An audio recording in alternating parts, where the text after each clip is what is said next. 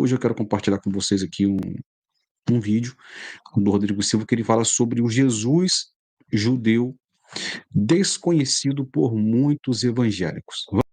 Jesus, a primeira coisa que nós temos que aprender ao ler a Bíblia Sagrada é uma coisa tão óbvia que seria quase redundância ter que dizer isso. É lembrar que Jesus era, acima de tudo, judeu. Olha isso aí. Judeu. Não necessariamente um judeu moderno. Olha Jesus aí. não tinha kippah, nem vestia de preto, nem tinha aquele baiote, que é aquele cabelinho aqui enrolado, talvez. Mas havia algumas coisas do judaísmo que Jesus tinha, sim. Jesus provavelmente tinha. Vocês já viram que os judeus, alguns religiosos, usam umas cordinhas, ficam pendurados aqui, o tzitzi. Jesus certamente usava um tzitzi, porque diz que uma vez Jesus estava em Cafarnaum, e uma mulher tocou. Isso. Quem se lembra desse episódio? Na orla do seu vestido. Jesus. E muita gente pensa que foi assim na barra da túnica de Jesus. Não, ela tocou no tzitzi dele. Para quem não sabe, o Isso. tzitzi, aquelas cordinhas, são para marcar os momentos de oração, de comunhão com Deus que o judeu tem. Então Jesus tinha um tzitzi. Jesus tinha um talit para fazer uma oração. Porque na época Jesus usava talit. Então Jesus não tinha necessariamente tudo do judeu moderno, mas Jesus era judeu. E nós devemos colocar Jesus no ambiente dele real de judaísmo. Por que eu digo isso? É porque durante muito tempo o cristianismo sofreu de algo que nós chamamos de antissemitismo. É o que eu falei no Há começo. vários tipos de discriminação. Você tem discriminação contra mulheres, etnia, você tem racismo contra pessoas por serem negras, contra índios, você tem às vezes preconceito com pessoas com necessidades especiais. Há uma série de preconceitos. E há também um preconceito, um racismo muito grande contra judeus. Olha Os isso. judeus sofreram. Foi muito difícil os nazistas convencerem outros nazistas a matarem 6 milhões de judeus. E até hoje eu não entendo essa parte da história. O pessoal nem deu falta. Porque como é que desaparecem 6 milhões de pessoas e ninguém dá falta? E muitos na Alemanha dizem, a gente nem sabia. E tem gente até hoje que nega que o Holocausto aconteceu de verdade. E o cristianismo, por muito tempo, cometeu um erro de antissemitismo. Olha isso. Que, na Idade Média, ser cristão significava não ser judeu. Ser cristão era não ser judeu. E tudo que você pudesse fazer para tirar o judaísmo do cristianismo foi feito na Idade Média. E nós absorvemos muito disso. Nós criamos um Jesus europeu, um Jesus que não era judeu. Mesmo aqui no Brasil, muitos judeus sofreram discriminação e perseguição. E o judeu do sábado, de uma forma interessante, ele não marca necessariamente o pôr do sol, como nós adventistas fazemos. Eles marcam o nascer das estrelas. Então, quando aparece a primeira estrela no céu, na sexta-feira à noite, ele já sabe que está na hora de fazer os últimos preparativos do Shabat. A segunda estrela apareceu, tem que estar com tudo pronto. Quando a terceira estrela a ponta do céu, já é a hora de acender as velas do Shabat. Você sabe que criança não tem muita trava na língua, criança espontânea. As crianças que os pais guardavam no sábado escondidos, apontavam para as estrelas e falavam assim, Shabat, Shabat chegando. Isso, evidentemente, podia trazer uma denúncia, revelava. Então, os pais, para impedir as crianças de se revelar, falavam assim, não aponta para a estrela não, que nasce verruga no dedo. Foi daí que deu essa superstição que contar estrelas, apontar estrelas da verruga. Foi uma forma que os judeus tinham de se proteger. Eu descobri que a minha ancestralidade tem judaísmo, porque muitos de nós, houve miscigenação, é claro, não é uma matemática perfeita, mas muitos que têm o nome Oliveira, Pereira, Silveira, são famílias de judeus. Olha, preste bem atenção. Se você tem um sobrenome Silva, Oliveira, Rocha, Dias, é um sobrenome judaico. Olha só, vamos lá. Que para não serem perseguidos,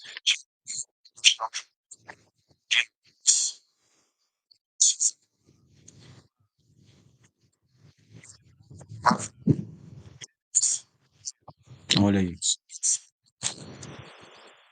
é a última letra do alfabeto hebraico. Aretz, terra, Tav, a última letra do alfabeto hebraico. Sim, é um Z, mas você precisa ter noção, a última letra. Aí muitas pessoas, quando não queriam se revelar como judeus, perguntavam: de onde você vem? Ah, minha família vem de Tav Aretz. Tav Aretz. Tav Aretz virou Tavares. Olha isso. Então, muitos que têm o nome Tavares, aí que surgiu o nome Tavares. Bom, irmãos, são apenas algumas ilustrações que eu estou dando para vocês, como é que o cristianismo expurgou as raízes judaicas da sua teologia. Isso foi muito ruim. É por isso que a maior parte das igrejas cristãs hoje se reúnem no domingo, Olha e aí. não mais no sábado. Interessante. Porque o sábado é o que nos identifica como judeus. A gente não quer ser judeu, nós queremos ser não judeus. É isso. Agora, Jesus era judeu.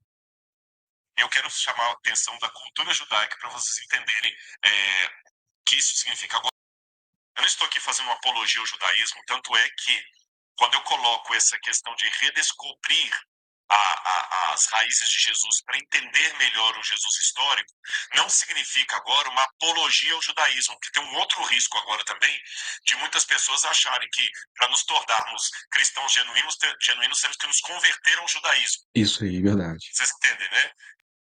Evangelho de Lucas, capítulo 10, versículos 38 a 42. Posso ler para os irmãos? Todo mundo está acompanhando aí? Então vamos lá. Quando eles seguiam viagem, Jesus entrou numa aldeia. Lucas não fala qual aldeia. E certa mulher chamada Marta hospedou em sua casa. Marta tinha uma irmã chamada Maria, que assentada aos pés do Senhor, ouvia o seu ensino. Maria agitava-se de um lado para o outro, ocupada com muitos serviços. Então aproximou-se de Jesus e disse: Senhor, não se importa com o fato de minha irmã ter deixado que eu fique sozinha para servir? Diga-lhe que venha me ajudar. Mas Jesus respondeu: Marta, Marta, você anda inquieta e preocupada com muitas coisas, mas apenas uma é necessária. Maria escolheu a boa parte e essa não lhe será tirada. Fique com a Bíblia aberta. Imagine-se então como um discípulo de Jesus seguindo para Betânia. Tá certo? Aqui nós temos o lugar onde Jesus estava e provavelmente isso pode ter acontecido na época em que Jesus estava perto de Betânia. A palavra Betânia tem uma disputa entre os especialistas em língua hebraica, o que significa a palavra Betânia. Beit quer dizer casa. Ani. Beit, casa. Ania significa pobre, desválido, pessoas em necessidade de ajuda, de auxílio, necessitado. Outros pensam que pode vir também do verbo aná, que significa cantar, ouvir uma música, ocupar-se com uma canção ou dar as boas-vindas a alguém. Então, literalmente falando, Betânia pode ter dois significados. A casa das boas-vindas, a casa da... Na verdade, Betânia também tem outras variantes e vertentes. Betânia também é Beit, casa, Ani. Ani significa minha, que pode significar minha casa. Tá? Vamos continuar aqui. canção ou casa dos inválidos, a casa dos pobres. O lugar chamaria casa dos inválidos, a casa dos pobres. E outra coisa que me chama atenção é que na Mishnah, em Pirkei Avot, a Mishnah começou a ser escrita no final do primeiro século, mas ela traz tradições que são da época de Jesus. Então, uma literatura judaica que me ajuda a entender a Bíblia Sagrada. Esse livro A é muito Mishnah bom. ali diz que A Mishnah é um livro muito bom. Pirkei Avot e a Ética dos Pais é um livro muito bom, recomendo. Para quem quiser adquirir esse livro, é muito bom. Vamos continuar aqui. então, por exemplo, quando os professores ensinavam, diferente da nossa cultura aqui, nós damos o ensinamento, a pregação em pé. Na época de Jesus, o ensino não podia ser dito em pé. Sabe por quê? Naquela ocasião, acreditava-se o seguinte: coisas importantes não podem ser ditas em pé, porque dá a impressão que você está querendo vazar. Então, se alguém quer conversar comigo, Rodrigo, eu preciso falar com você uma coisa. Quer conversar comigo? Quero. É importante? É. Não sei. Preste bem atenção, hein? Como é que é o seu nome mesmo, irmão? Você tá aqui. O Ismael. Vamos supor que o Ismael fala assim: Rodrigo, eu quero conversar com você. É muito importante. Eu falo assim: Na cultura do Antigo Oriente Médio, mesmo que eu falo tá bom e fico parado, ele vai ficar ofendido. Porque se ele fala é muito importante, eu tenho que sentar com ele. Por isso que não pode comer em pé. Fast food não existe lá. Esse negócio de ficar em pé comendo. Existe hoje porque eu estou falando do Israel de hoje, que tem McDonald's, tem Pizza Hut, eu estou falando dos tempos bíblicos. Então o ensinamento era dado sentado. Na sinagoga, você lê a Torá em pé, mas na hora de explicá-la, você se senta. Lembra das bem-aventuranças? Vendo Jesus as multidões, subiu ao monte, e como se assentasse, aproximaram-se seus discípulos, e ele passou a ensiná-los, dizendo. Então, quando um professor senta para ensinar, e o discípulo vai e fica deitado ali perto do pé dele, assim, ó,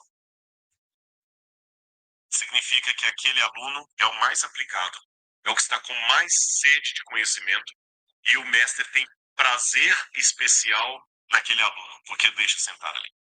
Esse detalhe de deitar aos pés para demonstrar reverência e aceitação do outro é um exemplo na Bíblia, que não tem a ver com ensino, mas eu posso explicar para vocês.